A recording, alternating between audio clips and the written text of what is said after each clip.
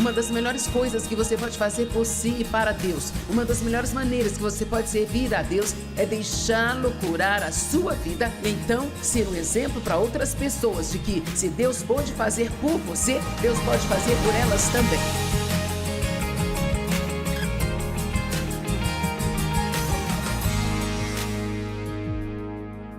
Eu vou falar sobre a cura da alma de uma mulher. E sabe, obviamente os homens podem ser feridos também, mas esta é uma reunião de mulheres. Então, sinto muito, rapazes, mas vocês terão que ouvir sobre como curar a alma de uma mulher. Isso talvez te ajude a ir para casa e ajudar suas esposas a terem uma vida melhor. Quantos querem a ajuda de seus maridos para terem uma vida melhor? Amém? Tudo bem. Eu tive muita prática com a cura da minha alma e eu sei algumas coisas sobre isso e Jesus quer que sejamos inteiros, completos e inteiros. Ele morreu não só para que pudéssemos ir para o céu um dia, mas Ele morreu para que tenhamos uma vida que vale a pena viver enquanto ainda estamos a caminho de um dia irmos para o céu. E quer saber? Todos temos uma história. E a sua história é importante. E talvez você seja uma das que poderia dar seu relato de vitória, seu testemunho do que Deus fez por você, ou talvez ainda esteja no processo de ver Deus fazer algo por você, ou talvez, apenas talvez você esteja aqui hoje e acha que tinha que conviver com isso. É incrível quantas pessoas que são cristãs e que vão à igreja, e eu fui uma delas por muito tempo, que não tem nenhuma ideia. Elas pensam que Deus não está interessado em mais nada além de salvá-las e um dia levá-las para o céu. Assim eu vivi como uma cristã quebrada por muito tempo. Eu acho que é péssimo ser um pecador lamentável, mas é muito pior ser um santo lamentável. Porque nós somos a propaganda de Deus para o mundo lá fora. Somos seus embaixadores e Ele está fazendo um apelo ao mundo através de nós. Então, é muito importante para o seu bem, também para o dele, que se você nunca fez isso antes, que você tome uma decisão hoje de que você vai até o fim com Deus e que vai ser tudo o que você pode ser nele e que você não vai viver cheia de dor e segredos e arrependimentos do passado, mas que você vai até o fim com Deus e você vai ser uma pessoa inteira e você vai ser uma pessoa feliz e vai ser uma pessoa forte e você vai ser confiante e vai manter sua cabeça erguida e vai deixar o diabo irritado todos os dias que você estiver neste planeta. Amém? Salmo 147, 3. Ele cura os corações partidos e sara suas feridas, curando sua dor e sua tristeza. Isso não é lindo? Ele cura os corações partidos. Ele sara suas feridas, curando sua dor e tristeza. Agora, sua alma às vezes é referida como seu coração ou seu espírito, ou até mesmo às vezes sua mente, e é uma espécie de parte de tudo isso, mas sua alma não é seu espírito, mas é a sua parte interior. Quando você nasce de novo, Cristo vem viver em seu espírito e tudo se torna bom lá dentro porque Ele tem que limpá-lo e fazê-lo santo, ou Ele não poderia viver lá. Então, todas somos cuidadas espiritualmente. É por isso que nós podemos dizer sem mentir que nós temos as coisas ou que somos algo antes de realmente termos ou sermos isso. Na realidade, como eu posso dizer que eu sou a justiça de Deus em Cristo antes de eu realmente fazer tudo certo? Porque realmente sou isso, só não estou mostrando tudo isso ainda. Amém? E cara, se você se apegar a isso, O diabo é um ladrão e está pronto para roubar cada coisa bonita que Deus nos dá se não nos mantivermos firmes e apegados a Ele. Então, algumas coisas que vou dizer você pode ter ouvido antes, mas antes dessa noite acabar, pela graça e misericórdia de Deus, e vai ser assim, eu vou te dar 10 pontos sobre como ter a sua alma completamente curada. E se você seguir esses pontos, pode levar alguns anos, pode custar algumas lágrimas, pode custar algum tempo passando por coisas, mas você vai chegar do outro lado como um indivíduo inteiro, sem nenhuma evidência de que você já foi aquela pessoa bagunçada que costumava ser. Vai ser alguém que você conhece muito bem, sabe? Mas você certamente não será mais daquele jeito. Amém? Eu digo ao David que talvez ele pense que foi casado com 20 mulheres diferentes nos 50 anos em que estamos casados. Porque nós continuamos mudando e mudando e mudando. Então, a sua alma, ela é a sua parte interior. E ela é uma parte que certamente conseguimos esconder de todos aqui. E às vezes somos bons em esconder até de nós mesmos. Mas eu acho que uma das melhores coisas que podemos fazer é nos conhecer. Quero dizer, realmente conhecer a nós mesmos. E leva uma vida inteira para realmente se conhecer e ser honesta consigo mesma. Mas certamente Deus nos conhece. E assim, então, é bem possível você parecer muito bem do lado de fora e ser uma completa bagunça pelo lado de dentro. Alguém aqui é bom em se arrumar e vir para a igreja e vestir a sua cara de igreja? Mas lá dentro você está pensando, eu estou caindo aos pedaços porque isso não está funcionando para mim. A condição de nossa alma não é sentida apenas por nós, mas também é sentida por todos aqueles com quem temos relacionamentos. E, para ser bem honesta, o maior favor que você pode fazer para a sua família é ser uma pessoa saudável, bem saudável e plena. Onde eles não têm que se perguntar todos os dias qual a versão de você vão ter. Vamos lá. Sabe, o David diz, eu me lembro que eu costumava dirigir pela rua à noite e pensar, como será que ela vai estar hoje? Eu também não sabia até o diabo dizer para mim. Eu não sabia até me levantar e ver quais seriam as minhas circunstâncias, sabe? Porque se fossem boas e eu conseguisse tudo que eu queria, então eu poderia ser feliz, mas eu não tinha estabilidade na vida. E não há nada pior do que ser controlado por seus pensamentos e seus sentimentos e o que as pessoas dizem ou não, o que as pessoas fazem ou não, ou se você consegue o que quer ou não consegue o que quer. Eu quero ser feliz o tempo todo, não somente quando minhas circunstâncias me dizem que não há problema em ser feliz. Se a sua alma está ferida, muitas vezes ferimos outras pessoas, muitas vezes sem querer, muitas vezes nem sabemos que estamos fazendo isso, mas é por isso que encontramos tantas pessoas no mundo e pensamos, qual é o seu problema? Bem, essas pessoas estão feridas por dentro.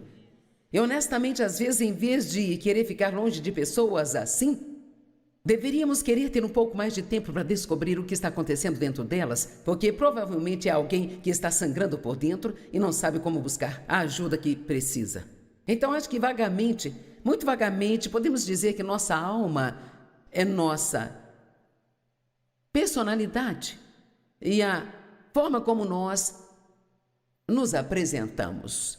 E Deus pode curar nossa personalidade. Tiago 1:21, eu amo esta escritura que diz: recebam a palavra de Deus com humildade, porque ela contém todo o poder de salvar sua alma. Não diz para salvar você, para que você possa ir para o céu. Diz que a palavra de Deus é o bálsamo curador que precisamos, o qual trará salvação e plenitude para esta vida interior, para minha mente. Eu vou te dizer, minha mente foi salva, não só o meu espírito, mas minha mente foi salva. Quando a Bíblia diz para colocar o capacete da salvação em Efésios 6, como parte da nossa guerra contra o inimigo, sabe o que isso significa? Aprender a pensar como uma pessoa salva.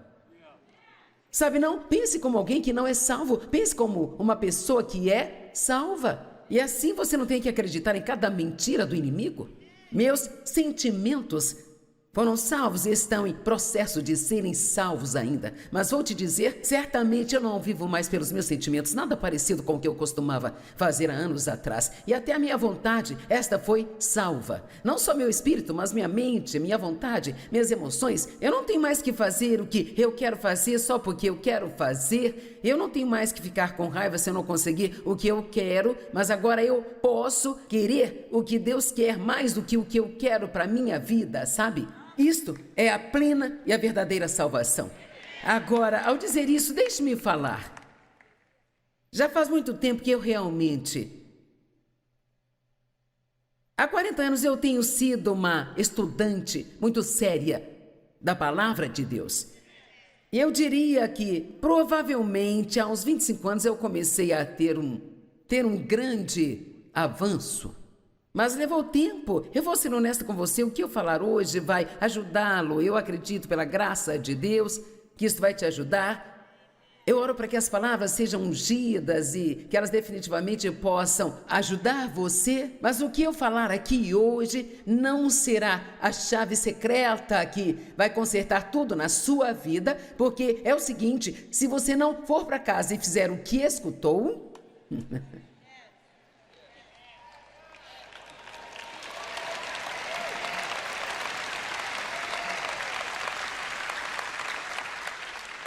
Sabe, Jesus lavou os pés dos seus discípulos.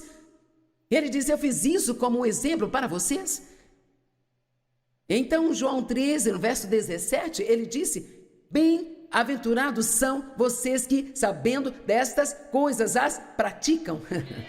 Se vocês as praticarem.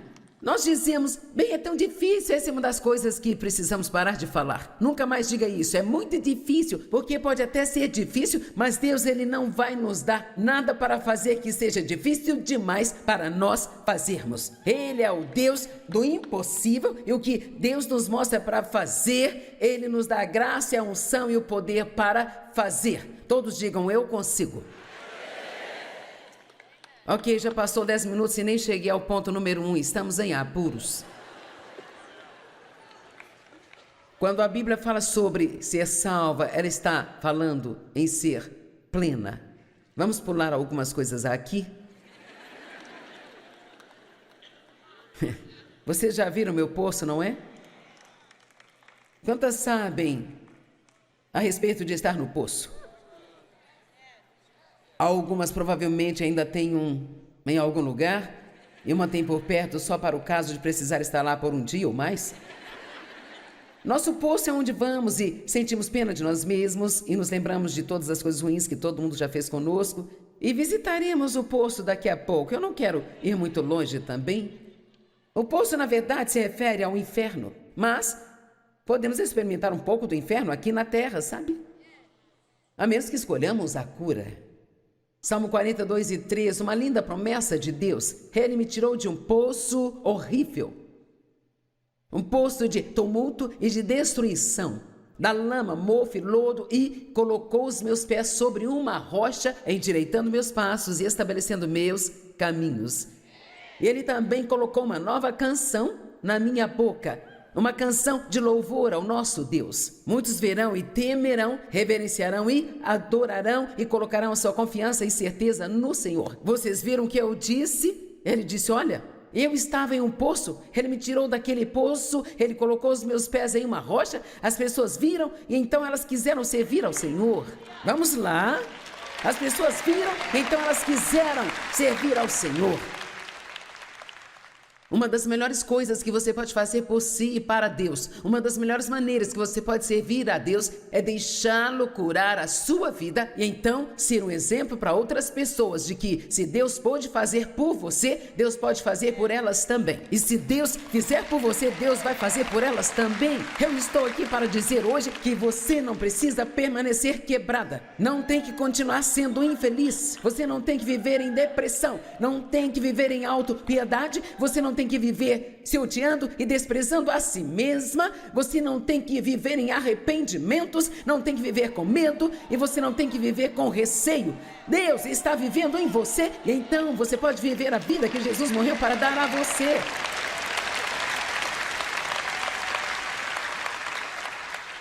E algumas de nós seremos suas líderes de torcida para te animar enquanto você faz sua jornada. Agora, José provavelmente é um dos melhores exemplos de como é a maneira certa de responder a um tratamento injusto. E eu tenho certeza de que ele teve dias difíceis que a Bíblia não necessariamente conta para nós, mas uau, que exemplo! E que grande relato a Bíblia nos dá de alguém que foi tão injustamente e imoralmente tratado. E ainda assim ele não estacionou no ponto de sua dor. Vamos, pessoal. Agora ele passou por todo o caminho do poço para o palácio. E querida, isso é o que Deus tem em mente para você. Você pode estar no poço, mas não tente ficar lá, porque ele vai tirá-lo do poço e colocar seus pés em uma rocha. Então apenas algumas escrituras aqui em Gênesis 37, e quando viram de longe os irmãos dele, mesmo antes de ele vir até eles, conspiraram para matá-lo. Eles disseram uns aos outros: veja, aí vem este sonhador e o mestre dos sonhos. Então vamos lá, vamos matá-lo e vamos jogá-lo em algum, o quê? Poço.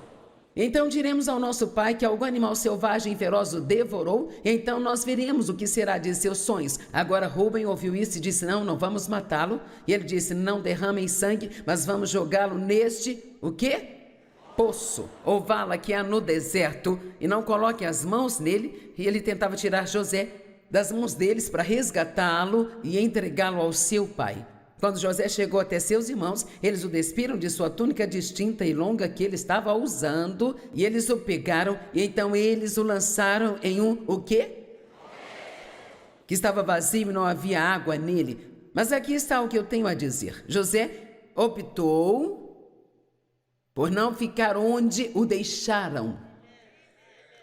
Eu não sei onde alguém te deixou, talvez alguém que você amou, confiou, te traiu, e você está sentado lá agora com o coração partido, mas você não tem que ficar onde eles te deixaram. Você pode se levantar, pode sacudir a poeira, ir em frente e fazer grandes coisas para Deus. José decidiu em algum lugar dentro dele que ele ia manter uma boa atitude e que ia confiar em Deus para fazer algo por ele em sua vida. Bem, deixe-me dizer como é viver em um poço. Sentamos em nossos poços. Para mim, o meu pequeno escritório, antes de eu ter um escritório, era o banheiro. Eu adorava ir ao banheiro e ser lamentável, sabe? Algumas de vocês gostam de sentar no chão do banheiro, colocar a cabeça no vaso sanitário, chorar e ser lamentável? Vamos, seja honesta, você já foi ao banheiro e chorou? Eu demorei muito tempo, mas Deus me deu uma revelação sobre por que as mulheres gostam de ir ao banheiro e chorar. É porque tem um grande espelho lá. E assim, então, depois que você chora e chora bastante, e você está lá apenas sentindo pena de si mesma, o quanto mais consegue sentir, eu me lembro que eu me levantava completamente destruída. Se eu estivesse de maquiagem, tinha rímel escorrendo, meus olhos ficavam vermelhos, eu ficava péssima, o cabelo todo bagunçado, e eu olhava para mim mesma no espelho.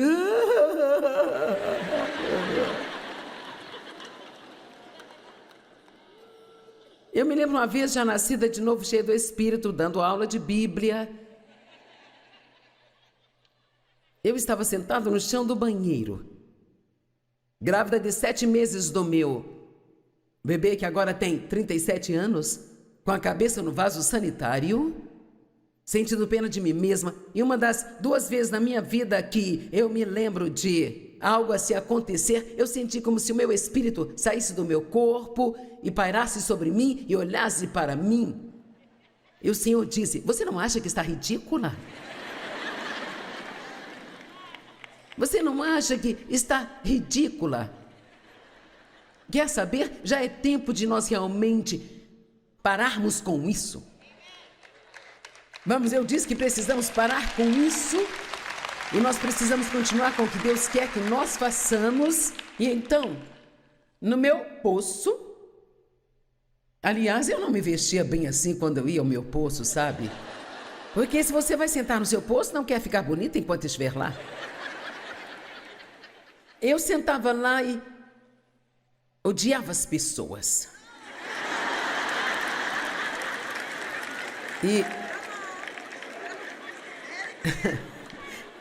Sabe, se você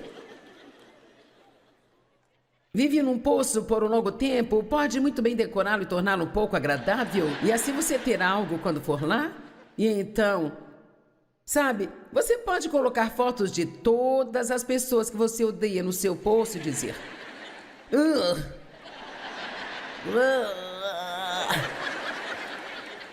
Cara, eu me lembro bem. Eu me lembro de tudo que você fez comigo, sabe? Se você está achando que eu vou te perdoar, eu não vou perdoar você. Eu te odeio. Então eu ficava lá sentindo pena de mim mesma. O David joga golfe, ele nem procura entender o que eu estou passando. E quando eu tento falar com ele, ele diz: entregue seus cuidados. Apenas... só entregue seus cuidados. Então eu tinha este livro de lembranças. E eu era tão boba que eu me lembro de uma vez pegar um pedaço de papel e escrever em um pedaço de papel tudo o que eu achava que havia de errado com o meu marido. Bem, a última lista que eu fiz foi uma de tudo que achava que havia de certo com o meu marido. Deus mudou-me. Amém? Agora a questão é, nós dizemos: oh Deus, você tem que me mudar. Deus, você tem que me ajudar. Deus, você tem que fazer isso, tem que fazer aquilo. Lembra do que eu disse ontem à noite? A primeira coisa que Jesus disse a muitas pessoas que encontrou foi: levante-se. Tome a sua cama e vá embora. E o que ele quis dizer foi: levante-se, tenha alguma coragem, tire esse lixo daqui, decida que você não vai viver desse jeito mais. Nós vamos limpar a bagunça e não deixar nenhuma evidência de que você já esteve nesse tipo de situação aqui. Agora, pessoas diferentes te respondem de forma diferente quando você está em seu poço. E nós gostaríamos que todos sentissem pena de nós, nos dessem compaixão e nos ajudassem, mas nem sempre é assim, sabe? Muitas vezes, mesmo com pessoas cristãs, não é assim. Então, me deparei com isso e pensei que você se identificaria. Algumas pessoas apareceram quando eu estava no poço e me disseram: sabe, eu sinto muito por você estar aí embaixo. Não fizeram nada para me ajudar, mas disseram que sentiram muito. Um homem religioso disse: sabe, só pessoas más caem em poços, você deve ter algum pecado em sua vida. O matemático, ele calculou como eu caí no poço. Um repórter queria a história exclusiva sobre o meu tempo no poço. Um fundamentalista disse: sabe, você merece esse poço. Um calvinista disse: se você fosse salvo, você nunca cairia no poço. Um armeniano disse: você foi salvo e ainda assim caiu no poço. Um carismático disse: sem problemas, basta confessar, eu não estou no poço.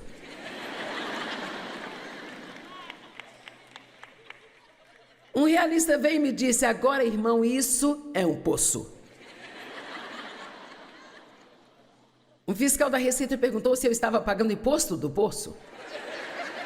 Um fiscal da prefeitura queria saber se eu tinha licença do meu poço. Uma pessoa com autopiedade veio e disse: você não viu nada, você tem que ver como é o meu poço. Um otimista disse: as coisas poderiam ser piores. Um pessimista disse: as coisas vão piorar. Mas então Jesus, vendo o homem, estendeu a mão, pegou pela mão e assim ele o tirou de dentro daquele poço.